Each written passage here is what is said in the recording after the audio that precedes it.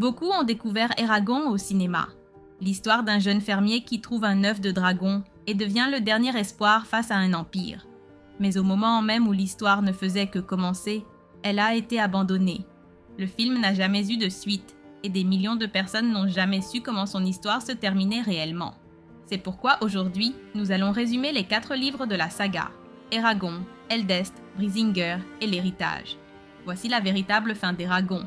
Pas celle que nous avons vue au cinéma, mais celle qui a toujours existé dans les livres. L'histoire commence par une attaque. Un spectre nommé Durza et un groupe d'Urgal tendent une embuscade à 3 elfes. 2 sont rapidement tués, mais l'elfe restante, juste avant d'être capturée, parvient grâce à la magie à envoyer un mystérieux œuf bleu vers un endroit sûr. Furieux de cet échec, Durza la capture et l'emmène prisonnière. Pendant ce temps, à Carvahal, un jeune garçon de 15 ans nommé Eragon vit avec son oncle Garo et son cousin Roran. Sa mère a disparu peu après sa naissance, le laissant aux soins de sa famille. Un jour, alors qu'il chasse dans les montagnes de l'Épine, Eragon est témoin d'une étrange explosion. En s'approchant, il découvre parmi les débris un objet brillant, un œuf d'un bleu profond. Intrigué, il décide de l'emporter chez lui. Quelque temps plus tard, la coquille se fissure et un dragon en sort. Lorsqu'Eragon le touche, une vive énergie jaillit et marque sa paume d'un symbole argenté, signe d'un lien unique. Se souvenant d'une histoire que Brom lui avait racontée, Eragon décide d'appeler le dragon Saphira.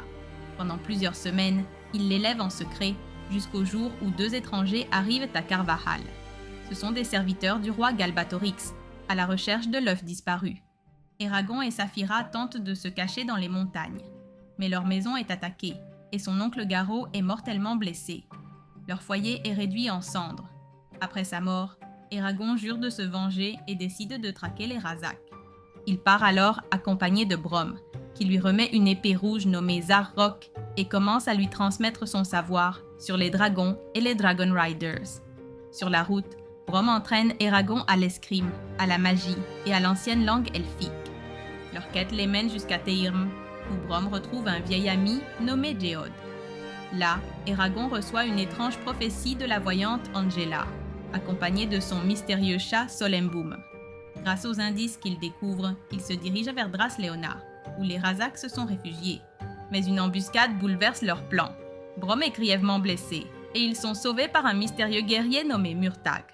Avant de mourir, Brom révèle à Eragon qu'il était lui-même autrefois un Dragon Rider, lié à une dragonne nommée Saphira, tuée par Galbatorix. Dans son dernier souffle, il bénit Eragon. En hommage, Saphira enferme le corps de Brom dans un tombeau de cristal. Avec Murtag comme nouveau compagnon, Eragon se rend à Gilead, où il découvre que l'elfe de ses rêves est prisonnière. Il s'agit d'Arya, celle qui avait envoyé l'œuf bleu pour empêcher qu'il tombe entre les mains de Galbatorix. Pendant le sauvetage, Eragon est capturé par Durza, mais Murtag et Saphira parviennent à le libérer en blessant le shade d'une flèche dans la tête. Arya, gravement empoisonnée, les guide par télépathie vers les Varden, un groupe rebelle opposé à l'Empire. Durant leur dangereux voyage à travers le désert du Hadarak, Murtag révèle son passé. Il est le fils de Morzan, l'un des Dragon Riders traîtres qui ont aidé Galbatorix à détruire l'Ancien Ordre. Après une poursuite acharnée menée par une armée d'Urgal, ils atteignent finalement le refuge des Varden à Fartendur, une cité cachée dans les montagnes. Là, Eragon rencontre Ajihad, le chef des rebelles, ainsi que sa fille Naswada. Pendant qu'Arya est soignée par les guérisseurs, Eragon est soumis à plusieurs épreuves magiques par les sorciers des Varden. Il y fait également la connaissance d'Oric, un nain de sang royal qui lui offre son aide. Mais la paix est de courte durée. Une immense armée d'Urgal attaque Fartendur. Lors de la bataille finale, Eragon affronte une nouvelle fois Durza. Le combat est brutal, et le Shade parvient à infliger à Eragon une terrible blessure dans le dos. Cependant, grâce à une manœuvre d'Arya et de Saphira, qui brisant le plafond de cristal de la salle, Eragon réussit à porter un coup fatal au cœur du Shade. Lorsqu'il se réveille de son long évanouissement, il découvre que la bataille est terminée, mais qu'il est désormais marqué par une profonde cicatrice. Conscient qu'il doit devenir plus fort, il décide de se rendre à Elsmera, la capitale des elfes, afin de poursuivre son entraînement. L'histoire continue peu après la grande bataille de Fartendur. Alors qu'ils sont en patrouille, le chef des Varden est victime d'une embuscade et assassiné. Ses compagnons, les jumeaux sorciers, disparaissent et sont considérés comme morts. Au milieu du deuil, sa fille Naswada est choisie comme nouvelle dirigeante et décide de déplacer les Varden vers Surda afin d'affronter ouvertement l'Empire. De leur côté, Eragon et Saphira se rendent dans la forêt de Duveldenvarden, le royaume des elfes, afin de recevoir un entraînement qui les préparera aux épreuves à venir. Avant leur départ, le roi des nains Hrothgar adopte Eragon dans son clan et demande à son neveu Auric de les accompagner. Au cœur de la forêt, Eragon rencontre son mystérieux maître Oromis, un Dragon Rider encore en vie, ainsi que son dragon doré Gleidr. Tous deux sont restés cachés pendant des années, car de graves blessures les ont rendus incapables de combattre. Même s'ils ne peuvent pas affronter Galbatorix eux-mêmes, ils décident de transmettre leur savoir. Eragon et Saphira sont alors formés à la logique, à la magie, au savoir ancien et au combat. Mais tout n'est pas simple. La blessure qu'Eragon a reçue dans le dos commence à provoquer de terribles crises, le laissant parfois totalement impuissant. À cela s'ajoutent ses sentiments pour Arya, qui grandissent peu à peu et le troublent profondément. Eragon tente de se rapprocher d'elle, mais Arya, consciente de ses émotions, garde ses distances. Pendant ce temps, Saphira connaît elle aussi une déception. Elle ressent une attirance instinctive pour Glaèdre, mais celui-ci la repousse. Avec le temps, tous deux apprennent à vivre avec ces blessures invisibles. Puis, lors d'une grande célébration elfique appelée Agaeti Bloodren, Eragon est transformé par une puissante magie. Son corps change et adopte des traits elfiques. Il devient plus agile, plus fort, et sa blessure au dos disparaît complètement. Malgré sa nouvelle vigueur, sa seconde tentative de se rapprocher d'Arya se solde par un refus doux mais clair. Résigné, Eragon la regarde repartir vers les Varden. Loin d'eux, à Carvahal, Roran, le cousin d'Eragon, revient au village après la mort de son père. Il prévoit d'épouser Katrina, la fille du boucher Sloane. Mais le destin frappe une nouvelle fois. Le village est attaqué par des soldats impériaux et par les redoutables Razak. Roran saisit un marteau comme arme, marquant ainsi le début de sa légende. Même s'il parvient à défendre le village, Katrina est enlevée au cœur de la nuit. Sloane, son propre père, a conspiré avec les Razak, trahissant tout le village. Dévasté mais déterminé, Roran convainc les habitants de Carvahal d'abandonner leur foyer et de partir ensemble vers Surda afin de rejoindre les Varden. Le voyage est éprouvant. À Teirm, ils rencontrent un vieil ami de Brom, qui les aide à voler un navire et à traverser la mer en direction de Surda. Pendant ce temps, Naswada affronte les défis du leadership pour maintenir son peuple uni. Elle imagine vendre des dentelles créées par magie. Cela permet de financer la résistance et de gagner le respect de ses partisans. Parmi ses préoccupations se trouve Elva, la fillette qu'Eragon a bénie sans le savoir, la condamnant à ressentir la douleur des autres. Malgré cette malédiction, Elva finira par sauver Naswada d'une tentative d'assassinat. Lorsque la nouvelle se répand que Galbatorix a mobilisé une immense armée, Naswada envoie des messages aux nains et à Eragon dans Duveldenvarden pour demander leur aide.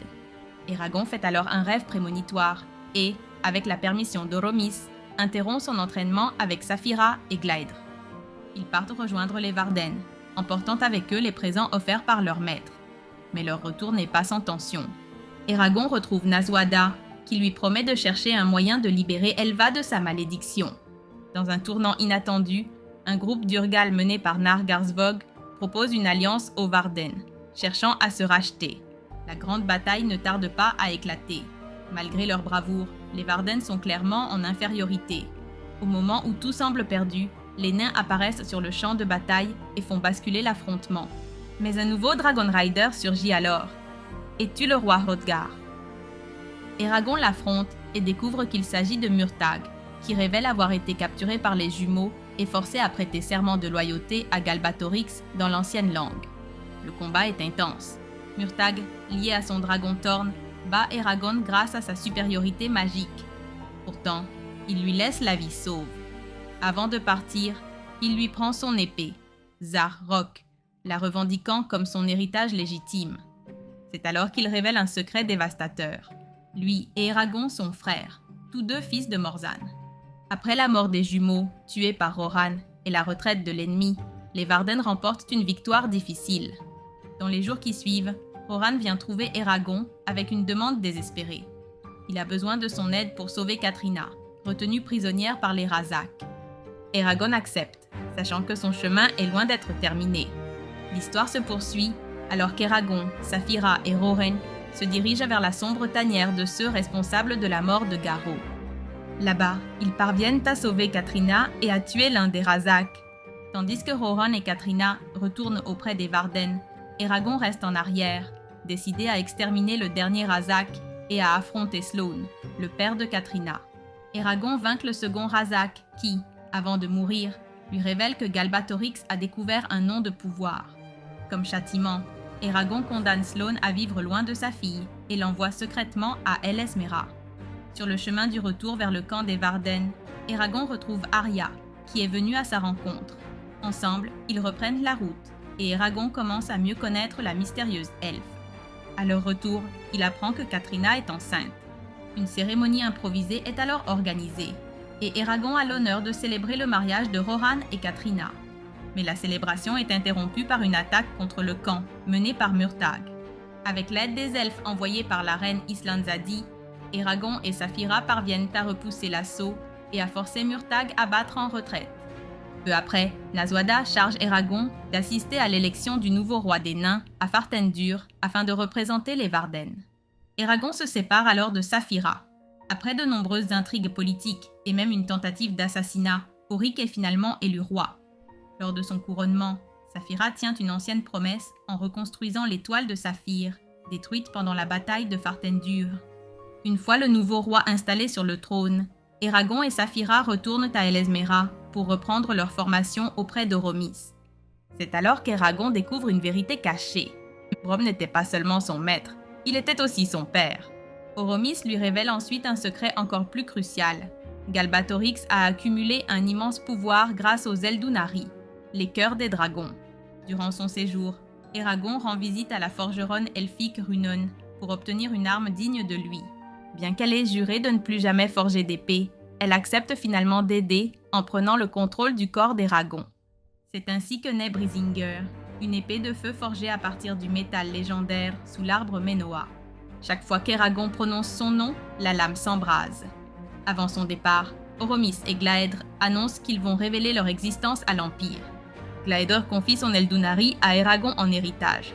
Tandis qu'Oromis et Glaèdre partent pour la guerre, Eragon et Saphira rejoignent les Varden lors du siège de Finster. Pendant ce temps, Roran continue de prouver sa valeur sur le champ de bataille. Après avoir désobéi aux ordres pour sauver ses hommes, il est puni publiquement. Mais ses talents de combattant sont indiscutables, et il est finalement promu commandant. Eragon et Arya découvrent que 3 mages tentent d'invoquer un nouveau Shade. Au cœur du combat, Eragon assiste à l'affrontement entre Oromis et Glaèdre contre Murtagh et Thorn. Même si le Dragon Rider démontre toute sa puissance, Galbatorix intervient en prenant le contrôle de Murtagh. D'un coup dévastateur, il tue Oromis. Glaèdre, consumé par la douleur, tombe lui aussi. Eragon assiste impuissant à la chute de son maître. Lorsque le nouveau Shade apparaît, Arya et Eragon se battent désespérément. Eragon distrait la créature et Arya lui plante son épée dans le cœur. La victoire, enfin obtenue, a pourtant un goût amer. Eragon et Saphira savent désormais qu'ils sont le dernier Dragon Reader et le dernier dragon libre d'Alagaësia, et qu'ils devront porter seuls la responsabilité d'affronter Galbatorix.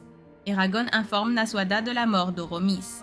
Elle lui révèle alors les nouveaux plans des Varden, avancer vers Bellatona, puis Dras Leona, et enfin Urubaen, où se décidera le destin du royaume. L'histoire continue avec l'attaque des Varden contre la ville impériale de Bellatona. Pendant la bataille, Saphira est gravement blessée par une Daudert, une lance forgée durant les anciennes guerres des dragons et capable de percer les protections magiques. Malgré les pertes, Bellatona tombe entre les mains des Varden. Peu après, une nouvelle alliance se forme avec un allié inattendu, les Hommes Chats. Alors que les armées se réorganisent, Roran est envoyé pour prendre la ville d'Arug. Grâce à des tactiques peu conventionnelles, il remporte la victoire. Il rejoint ensuite les Varden aux abords de Dras Leona, protégés par Murtagh et Thorn. Mais la ville cache un secret. Un ancien réseau de tunnels pourrait être la clé pour la prendre. Décidé à exploiter cette opportunité, Eragon, accompagné d'Arya, d'Angela, du chat Solembom et de l'elfe Wirden, s'aventure dans les égouts. Mais la mission tourne mal. Les tunnels sont occupés par les prêtres du Helgrind, des fanatiques qui vénèrent les Razak, Wirden est assassiné et Eragon et Arya sont capturés. Les prêtres tentent de les sacrifier aux petits des Razak, mais ils sont sauvés par Angela et Solemboum. Grâce à eux, Eragon parvient à ouvrir les portes de Dras Leona et à vaincre Murtagh, permettant aux Varden de prendre la ville. Mais la victoire est de courte durée. Cette même nuit, Murtagh et Thorn attaquent le camp et capturent Naswada. Privés de leur chef, les Varden nomment Jormundur commandant. Eragon se souvient alors d'un ancien avertissement de Solemboum, chercher le rocher de Cutian et ouvrir la chambre des âmes. Personne ne semble se souvenir d'un tel endroit, jusqu'à ce que Solemboum révèle qu'il se trouve sur l'île interdite des Dragon Riders, protégée par une magie qui force ceux qui la connaissent à l'oublier. Eragon décide d'y voyager en secret avec Saphira, laissant derrière lui une illusion pour cacher son absence. Angela les accompagne, tandis qu'Arya reste avec les Varden. Eragon et Saphira doivent affronter plusieurs épreuves pour découvrir leur véritable nom.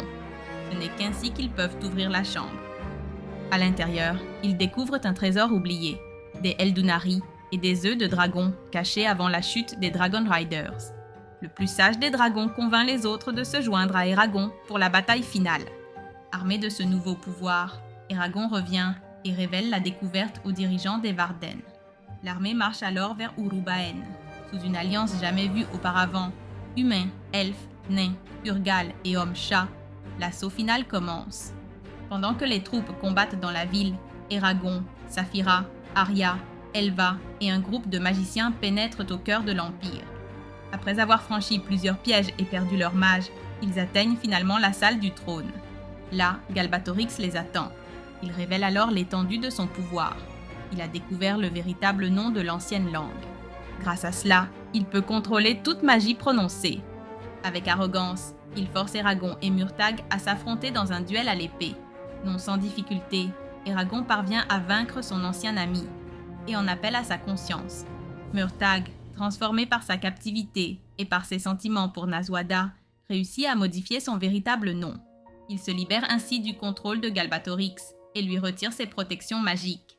La bataille devient alors brutale. Galbatorix immobilise Murtagh et affronte Eragon, tandis que Saphira et Thorn combattent son dragon Shruikan. Désespéré, Eragon fait appel aux Eldunari et lance un sort pour que Galbatorix ressente toute la douleur qu'il a causée. Pendant que le roi tyran se tord sous le poids de ses crimes, Arya transperce Shruikan avec la Daud d'Aert, scellant la chute du dragon noir.